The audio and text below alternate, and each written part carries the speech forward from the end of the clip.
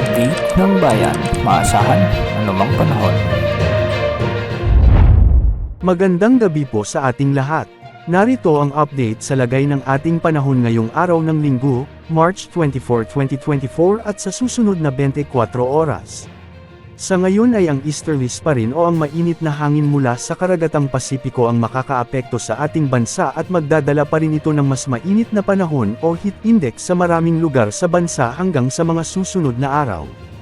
Ngayong gabi ay asahan ng maulap hanggang sa may kalat-kalat na pag-ulan sa ilang bahagi ng Caraga dulot ng easterlies. Sa Luzon, mababa ang chance ng pag-ulan ngayong hapon maliban na lamang sa mga isolated rain sa bahagi ng Aurora dahil sa epekto ng easterlies o localized thunderstorms. Sa Visayas, posible naman ang mga pag-ulan ngayong gabi sa Capiz, Negros Occidental, Aklan at Southern Leyte. Sa Mindanao may mga chance din ng pag-ulan ngayon lalo na sa Surigao del Sur at Surigao del Norte dulot pa rin ng easterlies. Sa Metro Manila ay mababa naman ang chance ng pag-ulan ngayon maliban na lang sa mga isolated rain sa ilang lugar.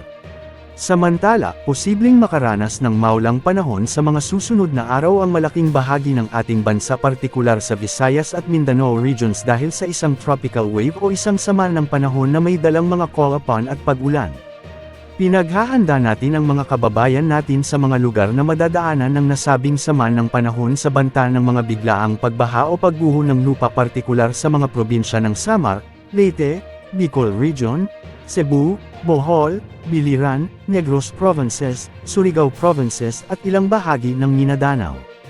Sa ngayon, mababa naman ang chance na magkaroon ng anumang sama ng panahon gaya ng LPA o bagyo sa mga susunod na araw ayon yan sa pinaka-latest wind outlook ng mga ginagamit nating global wind models. Sa ngayon wala ring gale warning sa bansa kaya malayang makakapamalaot ang mga kababayan nating mangingisda sa ating mga karagatan.